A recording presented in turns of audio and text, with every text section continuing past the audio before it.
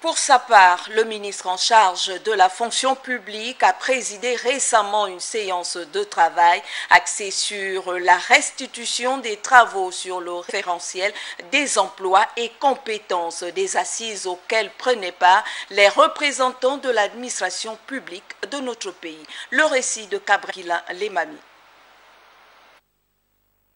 5 jours durant, les missionnaires de la Banque mondiale et le groupe de travail interministériel désigné par les tutelles ont au cours d'un séminaire travaillé sur l'élaboration des référentiels des emplois et de compétences au Gabon.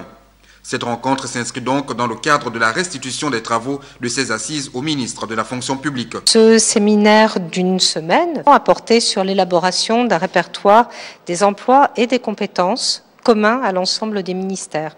Répertoire interministériel des emplois transverses ou communs à l'ensemble des ministères. Outil moderne, ce référentiel, une fois établi, permettra une bonne gestion des ressources humaines. En tant que directeur des ressources humaines, l'appréciation que je peux apporter est de dire je suis totalement satisfaite de la mise en œuvre, on va dire, pratique désormais des chantiers qui ont été annoncés par les plus hautes autorités. Et ces réformes structurelles visent donc à la nouvelle orientation, donc la nouvelle politique de gestion de l'argent public qui passe donc naturellement par la mise en place des référentiels des emplois et de compétences qui sont des outils pour l'instant absents de nos répertoires. Au terme de cette restitution, les experts de la Banque mondiale et le groupe de travail interministériel travailleront ensemble sur ce référentiel pendant 6 mois. Nous avons pour vocation de passer à la gestion prévisionnelle des emplois, des effectifs et des compétences.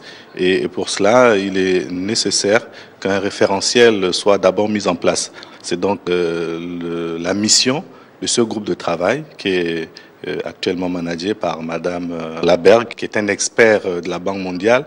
Il faut dire que ces travaux sont la continuité des réformes engagées par le gouvernement. L'objectif recherché est l'amélioration des conditions des fonctionnaires ainsi que l'amélioration de la gestion des ressources humaines.